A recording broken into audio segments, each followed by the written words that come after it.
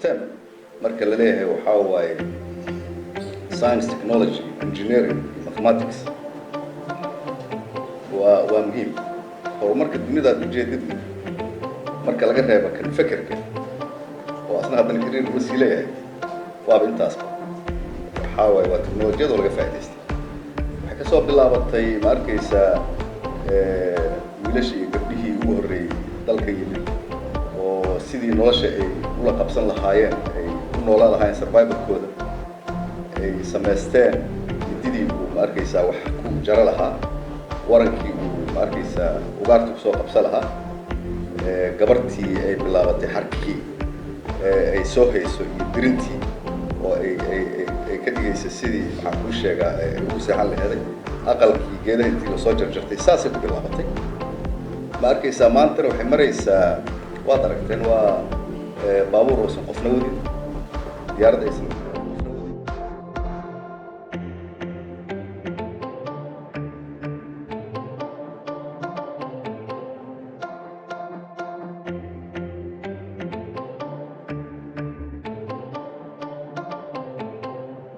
barnaamijkan STEM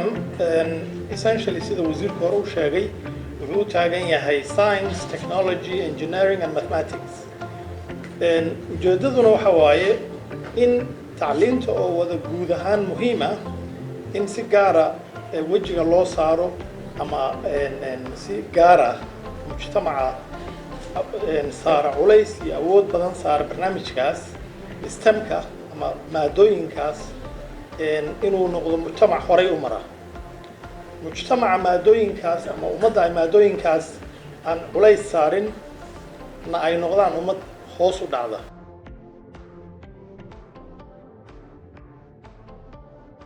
sababta aan u suubinayna STEM dad badan ayaa ay dhaheen why STEM waayan af Soomaali uga dhigi weyne STEM wuxuu u taagan tahay science, technology, engineering and mathematics and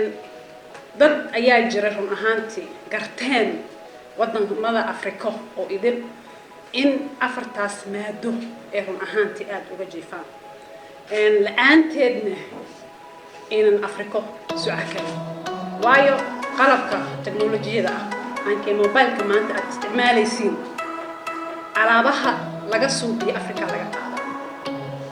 ayadoo subsano idin diyaar ayaa loo keenaa nasiib darro waxaan naqanay dad consumer ah instead of aan naqan lahayn dad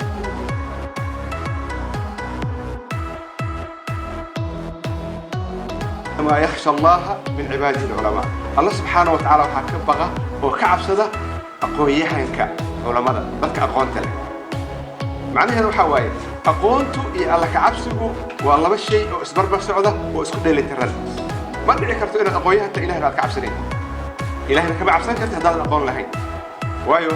حديث الترمذي ما تسوي حواليه هي يعني هل عالم وأقوان له أي شيدانك وقدرا كن عابد وأنا أقول لك صار لك مرة وإن نقول لك سمع لكن أقول تاني وحرمنا إن نقولته أقول كوسا ليست لك عبسي وهي ضد المسلمين هذا